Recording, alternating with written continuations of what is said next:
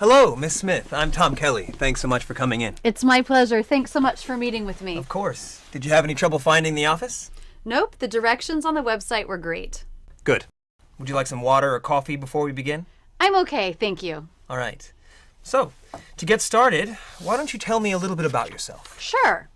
I studied at the University of Florida and graduated in 2010 with a master's degree in toy design. After graduation, I was hired at Happy Kids Creative. I've been there for the past 5 years and am currently the director of toy production. During that time, sales have grown steadily. It's been a great experience, but I've run out of room to grow with HKC and I'm looking for new opportunities. I have a lot of experience leading teams in the creative process and finding new markets for the products that we create. That's great. Can you tell me how you heard about this position? Of course. A friend of mine saw the position on LinkedIn and forwarded it to me. So I spent some time on your website learning about the position and the company. I also read an article in Business Weekly about your work that got me really interested. What attracted you to our company? To be honest, what really caught my eye was your focus on growth. I was really impressed with your ambitious goals and the clear plan you have for achieving those goals. I also like the support you provide your employees. I love your continuing education initiatives where you pay for employees to learn new techniques and skill sets. I think that really helps build employee satisfaction and loyalty. Well, you've obviously done your homework. What would you say is your greatest strength? I would say my greatest strength is a combination of enthusiasm and persistence. My work ethic won't let me settle for less than my best. I'm able to persevere through challenges and setbacks without falling into frustration or anger. I've noticed that this tends to keep those around me in good spirits as well, which is a plus. That's very good. Can you tell me about a time when you suffered a setback and had to maintain your enthusiasm? Sure, one definitely comes to mind. Last year, a project for a new toy was in its final stages after 2 years of work. As we were looking at the branding and working up a final marketing plan, a competitor launched a version of the exact same toy that we were launching. As the leader of the project, I knew that my reaction would set the tone for the group. I acknowledged that it was a setback, but challenged the group to think of this as a blessing in disguise. I asked them to go out and buy the competitor's product and make a list of anything they wished the toy could do that it didn't. It turned out that the list was pretty long. We added these items to our toy and launched a far superior product 6 months later. So in many ways, the competitor's product became the key to our success. That sounds like a great victory. Now, what would you consider your greatest weakness? Chocolate. Just kidding. No, my biggest weakness is public speaking. It's something that I've spent a lot of time working on and in which I've improved a great deal.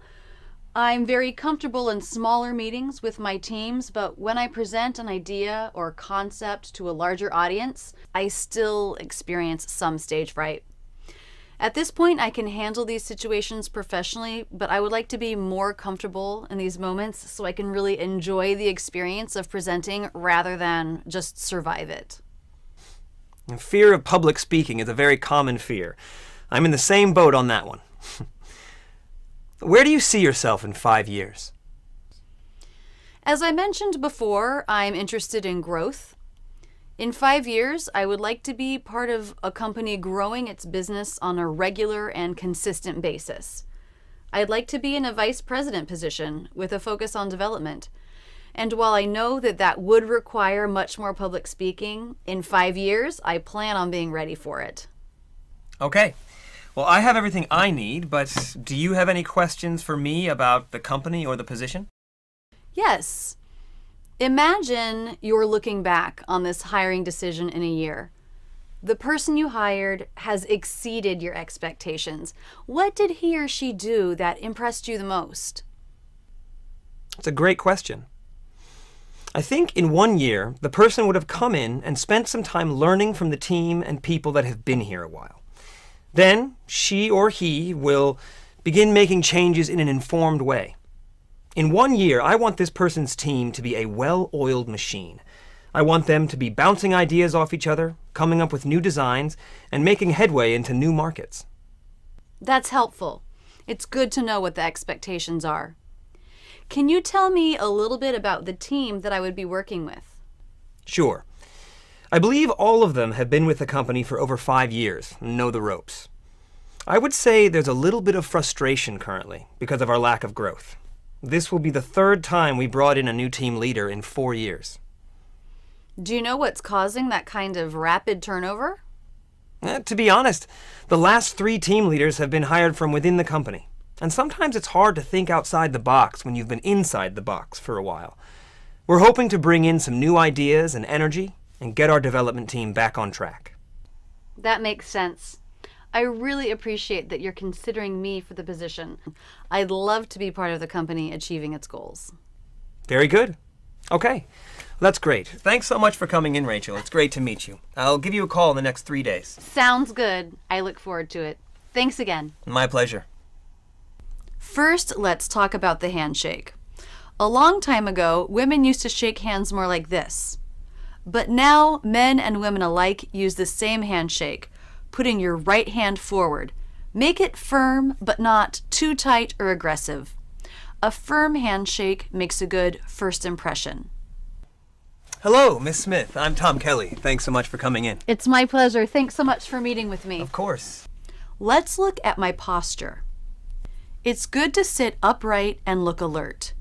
You don't want to slump back or slouch. That's a bit too casual for a job interview. Don't sit stiffly, but do sit upright with a good energy. Let's look at facial expressions. Notice that my face is very engaged. I look excited and happy. That's the message you want to send. It's not unprofessional to be energized. In some cultures, it might be professional to be more reserved. But in America, a friendly, engaged demeanor is important. Watch my face as I listen to the interview questions. Smiling and nodding are a way to show that you're engaged and listening. When watching the interview, did you notice I made a joke? Now, what would you consider your greatest weakness? Chocolate. Using humor or making a joke in an interview can show your personality, but limit it to maybe 1 or 2 moments. Otherwise, it will distract from the other important things you want to say. This wraps up our interview series. I hope it helps you prepare for job or school interviews in the U.S. How does this compare to your culture? Are interviews more casual or more formal?